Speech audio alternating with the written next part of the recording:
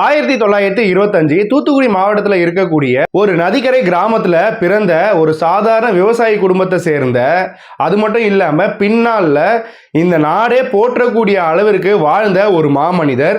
சுதந்திர போராட்டத்திலிருந்து இந்த காலம் வரைக்கும் நடந்த எல்லா போராட்டங்கள்லயும் தன்னோட அர்ப்பணிப்பு இருக்கு. தன்னோட 101 ஆண்டு காலம் முழுக்கவுமே பொது வாழ்க்கைக்காகவும் போராட்டங்களுக்காகவும் அர்ப்பணித்த ஒரு கம்யூனிஸ்ட். ஒரு நூற்றாண்டு, 3 தலைமுறைகள், காலனித்துவ ஆட்சி, சுதந்திர போராட்டம், அவசர நிலை எமர்ஜென்சி, நியூ லிபரல் சீர்திருத்தங்கள், இப்படியாக இத்தனை அரசியல் மாற்றங்களையும் தன்னோட வாழ்க்கையில பார்த்தவர். இத்தனை மாற்றங்கள் வந்தாலும் தன்னோட பாதையிலிருந்து விலகாத, தன்னோட பாதையை மாற்றாத ஒரு மாமனிதன். காவல்துறையோட சித்திரவதைகள், சிறை வாழ்க்கை, நிலமற்ற கூலி தொழிலாளிகளுக்காக செய்த பாத யாத்திரை, தாமிரபரணி ஆற கார்ப்பரேட் கிட்ட இருந்து காப்பாத்துறதுக்காக கோர்ட் வரைக்கும் செல்ல தயங்காத, அதிகாரம் தேடாத, பதவி விரும்பாத, பொது வாழ்க்கை மட்டும்தான் ஒரே கொள்கை அப்படின்னு 101 ஆண்டுகளும் வாழ்ந்த ஒரு மனிதர். அரசியல் வியாபாரமா மாறின காலத்திலையும் அழியாத நேர்மை மட்டும் தன்னோட மூச்சா கடைபிடித்த ஒரு மனிதர். அப்படியான ஒரு சகாப்தம், ஒரு நூற்றாண்டோட வரலாறு தான் கம்யூனிஸ்ட் கட்சியோட மூத்த தலைவரான ரா. நல்லக்கண்ணு ஐயா அவர்கள். அவரோட உடல்நல குறைவால 26 பிப்ரவரி 2026 அன்னைக்கு சிகிச்சை பலன் அளிக்காம இந்த உலகத்துக்கு விடை கொடுக்கிறாரு.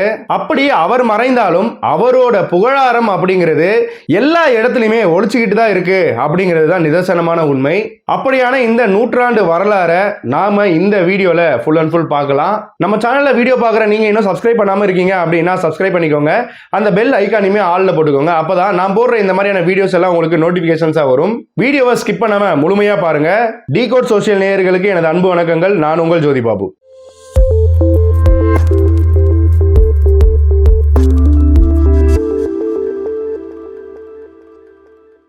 Anchor point design studio. நீங்க புதுசா ஸ்டார்ட் அப் பண்ணிருக்கீங்க. ஆனால் உங்களுக்கு பெரிய ஏஜென்சி, அதாவது டிஜிட்டல் மார்க்கெட்டிங் ஏஜென்சியை ஹையர் பண்ணி உங்களால் அஃபோர்ட் பண்ண முடியல அப்படிங்கிற பட்சத்தில் நீங்கள் எங்களை மாதிரி ஃப்ரீலான்ஸ் டீம் எடுத்துக்கலாம். எங்ககிட்ட டிஜிட்டல் மார்க்கெட்டிங்க்கு தேவைப்படுற எல்லா சர்வீசஸுமே இருக்குது. ஸோ இந்த சர்வீசஸ் எல்லாமே அஃபோர்டபுள் ப்ரைஸஸில் கொடுத்துக்கிட்டு இருக்கோம். நீங்கள் புதுசாக ஸ்டார்ட் அப்லாம் இருக்கீங்க அப்படின்னா நீங்களுமே இந்த கீழே இருக்க நம்பருக்கு கால் பண்ணலாம். அதே போல் நாங்கள் ஏஜென்சிக்குமே அவுட் சோர்சிங் பண்ணி கொடுத்துக்கிட்டு இருக்கோம். ஸோ நியூவாக ஸ்டார்ட் பண்ண டிஜிட்டல் மார்க்கெட்டிங் ஏஜென்சியாக இருந்தாலும் நீங்கள் எங்களுக்கு கால் பண்ணுங்க. நாங்க உங்களுக்கு அஃபோர்டபுள் பிரைஸ்ல கிராஃபிக் டிசைன்ல இருந்து, வீடியோ எடிட்டிங்ல இருந்து, வெப் டிசைனிங், இது போன்ற எல்லா டிஜிட்டல் மார்க்கெட்டிங் சர்வீசஸும் நாங்க அஃபோர்டபுள் பிரைசஸ்ல கொடுத்துக்கிட்டு இருக்கோம். மேலும் விவரங்களுக்கு டிஸ்கிரிப்ஷன்ல எங்களோட டீடைல்ஸ், போர்ட்ஃபோலியோ, அது மட்டும் இல்லாம கான்டாக்ட் நம்பரும் கொடுத்துருக்கேன். கண்டிப்பா கான்டாக்ட் பண்ணுங்க. உங்க பிசினஸ்க்கு தேவைப்படுற சர்வீசஸை அஃபோர்டபுள் பிரைசஸ்ல எடுத்துக்கலாம். டிசம்பர் 26, 1925 கம்யூனிஸ்ட் கட்சி உதித்த நாள். அது மட்டும் இல்லாம அதே நாள் இந்த கம்யூனிஸ்ட் கட்சியோட கொள்கையை ரொம்ப தீவிரமா கடைபிடிக்கிற ஒரு நபரும் பிறக்கிறாரு. அவர்தான் ரா. நல்லக்கண்ணு ஐயா அவர்கள். தூத்துக்குடி மாவட்டத்தில் இருக்கக்கூடிய திருவைகுண்டத்துல ராமசாமி கருப்பாயி அப்படிங்கிற தம்பதியருக்கு 3வது மகனா பிறக்கிறாரு. 10 பிள்ளைகள்ல 3வது மகனா இவர் பிறக்கிறாரு. தாமிரபரணி ஆற்றங்கரையில தான் இவர் வளர்றாரு. மேலும் இப்படியாக ஒரு இயற்கை சூழலோட வாழ்ந்ததுனாலதான் பின்னால சுற்றுச்சூழலுக்காக, என்விரான்மெண்ட்காக பல போராட்டங்களை முன்னெடுக்க காரணமா இருந்திருக்கலாம் அப்படின்னு சொல்லப்படுது. மகாத்மா காந்தியோட சுதந்திர போராட்டத்தினால ஈர்க்கப்பட்ட இந்த ரா. நல்லக்கண்ணு ஐயா அவர்கள் தன்னோட தந்தை எதிர்ப்பையும் மீறி பள்ளி நாட்கள்ல காங்கிரஸோட நடவடிக்கையில ரொம்ப தீவிரமா ஈடுபட்டிருந்தார். 1943ஆம் ஆண்டு திருநெல்வேலி சந்திப்புல இருக்கக்கூடிய மதுரை இந்து காலேஜ்ல இவர் படிச்சுக்கிட்டு இருக்காரு. தன்னோட 17 வயதிலேயே கம்யூனிஸ்டோட கொள்கைகள் பிடிச்ச ஒரு காரணத்துக்காக இந்த கட்சியில சேர்றாரு. தன்னோட 17வது வயதுல சோவியத் ரஷ்யாவை பத்தியும் கம்யூனிசத்தை பத்தியும் ஜவஹர்லால் நேருவால் எழுதப்பட்ட அந்த ரைட்டிங்ஸ், அது மட்டும் இல்லாம இவர் படிக்கும் போது இருந்த ஆசிரியர் பலவேசம் செட்டியார் அவரோட ஸ்பீச், இது எல்லாமே அவரோட இளம் பருவத்திலேயே மார்க்சிஸ்ட் ஐடியாலஜிக்கு அவரை கூட்டிட்டு போச்சு அப்படின்னு சொல்லலாம். மகாத்மா காந்தி அவர்களோட ஸ்பீச்னால இன்ஸ்பயர் ஆகி வெள்ளையனே வெளியேறு இயக்கத்துல பார்ட்டிசிபேட் பண்ணி சிறைக்கும் போயிருக்காரு. மேலும் கம்யூனிஸ்ட் கட்சியில அவர் சேர்ந்திருந்தாரு அப்படிங்கிறது சொல்லியிருந்தேன். பல போராட்டங்களை இவர் ஈடுபடக்கூடிய சூழ்நிலை ஏற்பட்டது. இதனால அவரால் படிப்பை சரியா கண்டினியூ பண்ண முடியல. போர்க்காலத்துல உணவு பற்றாக்குறை அப்படிங்கிறது ஏற்பட்டது. அந்த டைம்ல திருவைகுண்டத்துல எங்கெல்லாம் நெல் மூட்டைகள் பதுக்கி வச்சிருக்காங்களோ அது எல்லாமே அம்பலப்படுத்தினவரும் இவர்தான்.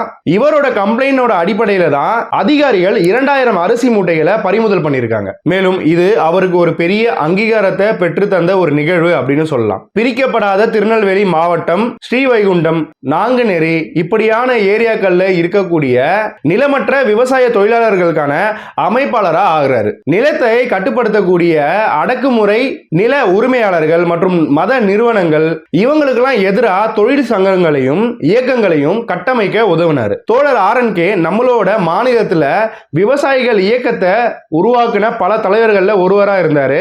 அவருடைய இளம் பருவத்திலேயே ஸ்ரீனிவாஸ் ராவ் அவரோட சேர்ந்து மாநிலம் முழுக்க கிசான் சபாவோட தளங்களை உருவாக்கினவர். தமிழ்நாடு முழுக்க ஓயாத பிரச்சாரங்கள், போராட்டங்கள் இதெல்லாம் செஞ்சு இந்த கிசான் சபா தளங்களை அமைக்க ரொம்ப உதவி பண்ணியிருக்காரு அப்படிங்கிறது குறிப்பிடத்தக்கது. இந்திய சுதந்திரத்துக்காக பல போராட்டங்கள்ல ஈடுபட்டிருக்காரு. நான் ஆல்ரெடி சொல்லியிருந்தேன், காந்தி அவர்களோட ஸ்பீச்ல ரொம்ப இன்ஸ்பயரான ஒரு பர்சன் அப்படிங்கிறது. மேலும் சுதந்திரத்துக்கு பிறகு 1948 கம்யூனிஸ்ட் கட்சி மேல ஒரு தடை அப்படிங்கிறது விதிக்கிறாங்க. அப்போ 23 வயதான நல்லக்கண்ணு ஐயா அவர்கள் தலைமறைவு ஆகி கட்சிக்காக ரகசியமா பணியாற்றினதா சொல்லப்படுது. இதையடுத்து டிசம்பர் 20, 1949 திருநெல்வேலி மாவட்டத்தில் இருக்கக்கூடிய புலியூர்குறிச்சி அப்படிங்கிற ஒரு ஊர்ல தான் அவரை கைது பண்றாங்க. அது மட்டும் இல்லாம அரெஸ்ட் ஆனதுக்கு பிறகு காவல்ல இருக்கும்போது இவரோட தோழர்கள்லாம் எங்க இருக்காங்க அப்படிங்கிறத சொல்ல மறுத்திருக்காரு.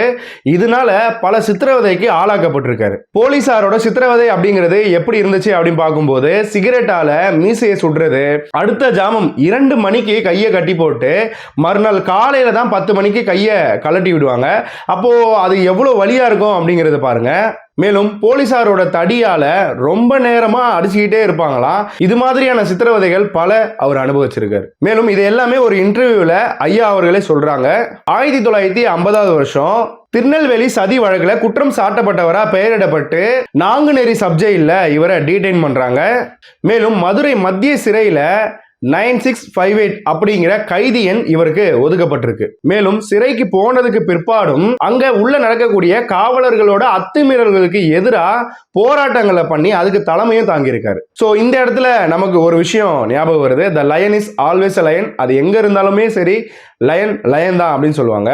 ஸோ அது இந்த விஷயத்துல ரொம்ப கரெக்டா இருக்க மாதிரி தான் எனக்கு தோணுது. மேலும் கைதிகளோட உரிமைகளுக்காக பிரச்சாரங்களை செய்திருக்காரு. உள்ள சிறை நூலகத்தோட பொறுப்பாளராக இருந்திருக்காரு. அப்படியாக இருக்கும்போது கைதிகளுக்கு தேவையான கல்வி திட்டங்களை அமைச்சு கொடுத்திருக்காரு. இதனால கைதிகள் பல பேரும் SSLC எக்ஸாம் தேர்வே எழுதினாங்க அப்படின்னு சொல்லப்படுது. இப்படியாக இவர் 7 ஆண்டுகள் சிறை தண்டனையை முடிச்சு 1956 வருடம் விடுவிக்கப்படுறார். தங்கம் செய்யாதத சங்கம் செய்யும் அப்படிங்கிற முழக்கத்தை முன்வைத்து பல போராட்டங்கள்ல ஈடுபட்டு தன்னோட வாழ்நாளோட குறிப்பிட்ட பகுதியை போராட்டம், சிறை வாழ்க்கை அப்படின்னு அர்ப்பணிச்சிருக்காருங்க.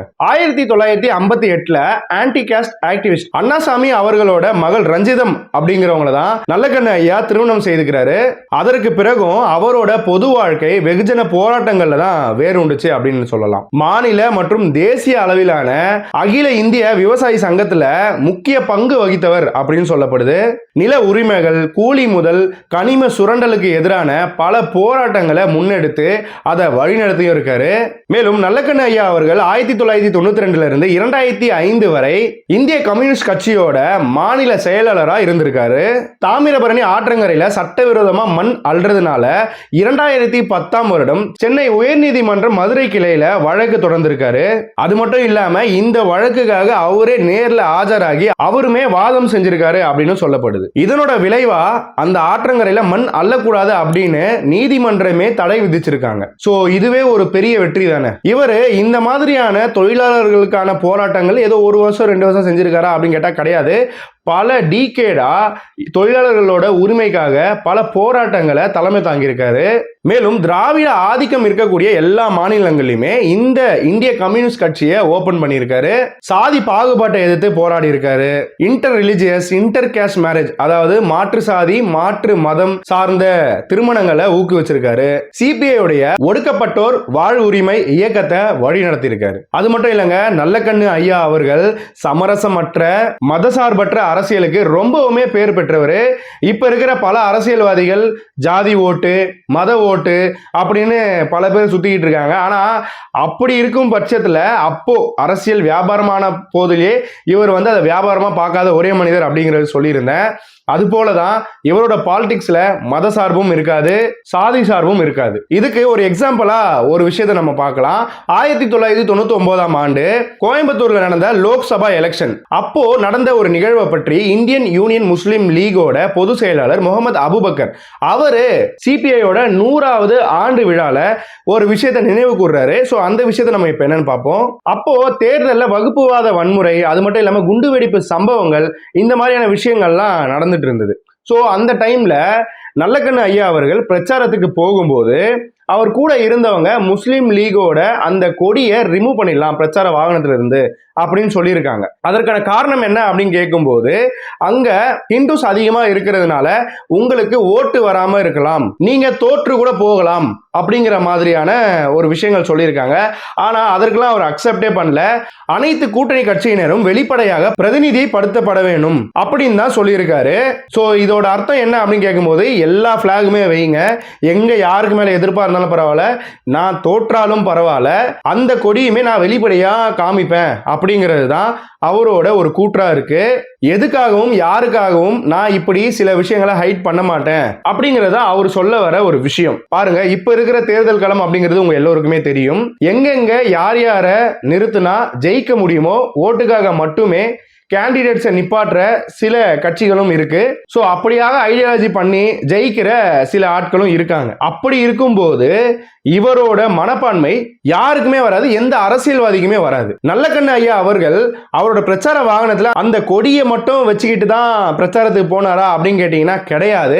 அந்த லீக் தொழிலாளர்களையும் சேர்த்துக்கிட்டு தான் பிரச்சாரத்துக்கே போனதா சொல்லப்படுது. ஒரு கூட்டணியோட அடையாளத்தை அழித்த பின் கிடைக்கிற வெற்றிக்கு மதிப்பில்ல அப்படின்னு சொல்லியிருக்காரு. மேலும் அந்த எலெக்ஷன்ல நல்லக்கண்ணு ஐயா அவர்கள் தோக்குறாரு. ஆனா அந்த எலெக்ஷனோட ரிசல்ட்டை ரொம்ப சூப்பரா ஹேண்டில் பண்ணாரு. கொள்கை மற்றும் மதசார்பற்ற மதிப்புகளுக்கான அர்ப்பணிப்பா நான் இதை நினைச்சுக்கிறேன் அப்படின்னு சொல்லியிருக்காரு. மேலும் இப்படி இவர் எலெக்ஷன்ல தோத்ததுக்காக ஒருபோதுமே வருத்தத்தை தெரிவிக்கவே இல்லை அப்படிங்கிறதும் இந்த அபுபக்கர் அவர்கள் 100ஆண்டு விழால சொல்றாருங்க. தோழர் நல்லக்கண்ணு அவர்கள் தன்னோட தனிப்பட்ட நேர்மை மற்றும் அவரோட எளிமைக்காக மிகவும் போற்றப்பட்டாரு, பரவலா மதிக்கப்பட்டாரு.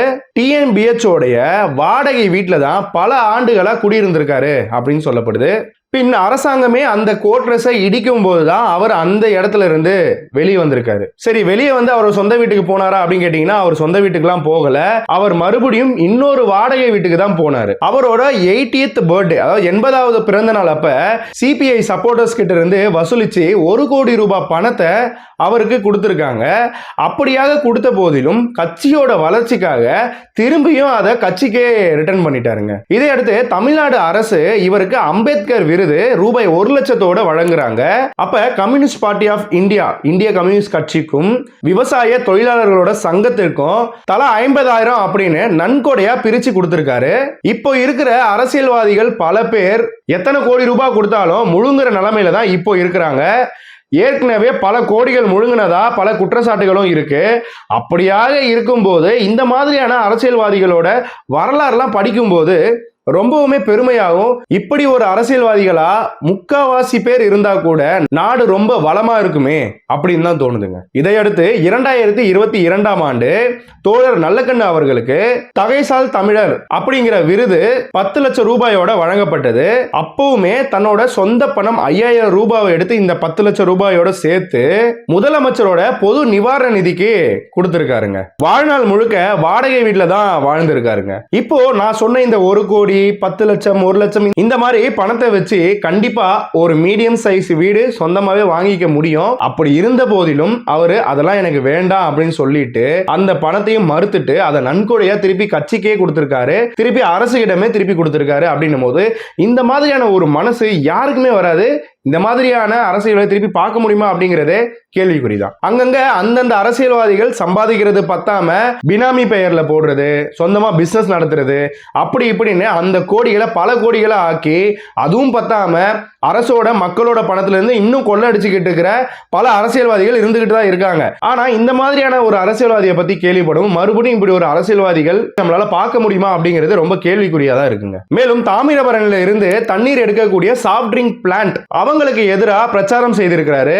அவரோட அரசியல் எதிரிகள் இருப்பாங்கல்ல, அவங்க கிட்ட இருந்து கூட பாராட்டுகள் வந்ததா சொல்லப்படுது. இது போல நதி பாதுகாப்பு, மணல் சுரங்க பாதுகாப்பு, மணல் சுரண்டல் எதிர்ப்பு, சுற்றுச்சூழல் சீரழிவு எதிர்ப்பு, இது மாதிரியான பிராட் சிவில் ரைட் பிரச்சனைகள் குறித்த பல இயக்கங்கள்ல பங்கேற்று இருக்காரு. மேலும் இவர் அமைதியான புன்னகையுடன் கூடிய அரசியல் எரிமலை அப்படின்னும் குறிப்பிடப்படுறாரு. டிசம்பர் 26, 2024 தன்னோட 100வது பிறந்த நாளை கொண்டாடி இருக்காங்க.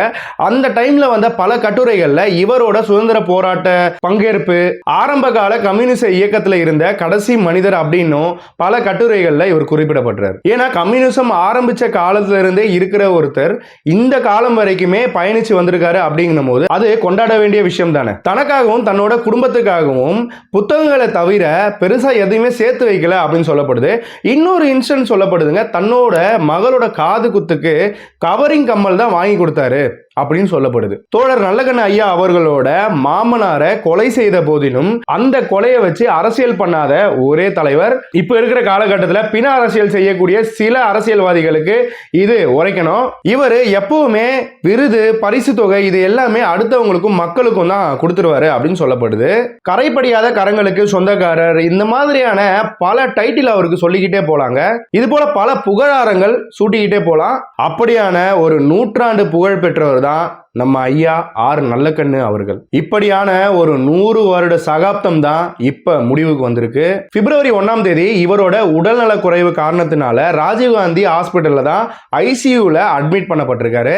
இவருக்கு மல்டி ஆர்கன் ஃபெயிலியர் ஆயிருக்குங்க. ஸோ அதனால உயிர் காக்கும் கருவிகள் பல இவருக்கு வச்சிருக்காங்க. இதெல்லாம் பொருத்தப்பட்ட போதிலும் அவரோட உடல்நிலை ரொம்ப மோசமாக தான் போயிட்டே இருந்துச்சு. பின் 25 பிப்ரவரி 2026 அன்னைக்கு சிகிச்சை பலன் இல்லாம மதியம் 1:55 மணி அளவுல தன்னோட 101வது வயதுல இவர் இந்த உலகத்தை விட்டு பிரிஞ்சிருக்காரு. எல்லா அரசியல் கட்சி சார்ந்த தலைவர்கள், உறுப்பினர்கள் அவங்க எல்லாருமே அவங்களோட அஞ்சலியை செலுத்தினாங்க.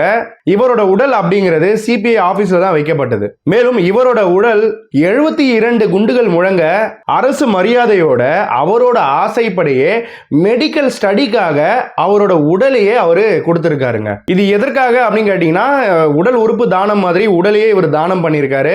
ஸோ இவரோட உடல் மூலியமா மெடிக்கல் ரிசர்ச் அண்ட் எஜுகேஷன் பண்ணிக்கலாம். ஸோ அதனால இவருடைய உடல் அப்படிங்கிறது ராஜீவ்காந்தி கவர்மெண்ட் ஜெனரல் ஹாஸ்பிட்டல்ல ஒப்படைக்கப்பட்டிருக்குங்க. தான் இறந்தாலும் அந்த உடல் உயிரற்று போனாலும் அது மற்றவருக்கு தான் உபயோகப்படணும் அப்படின்னு சிந்தித்த அந்த ஒரு தலைவர், அந்த மாதிரி ஒரு மனிதர் மறுபடியும் வர பார்க்க வாய்ப்பு இருக்கா அப்படிங்கிறது தெரியலங்க. இப்படி நினைக்கிற அந்த உள்ளம் தான் இன்னைக்கு எல்லோருமே துயரப்பட ஒரு பெரிய காரணம்.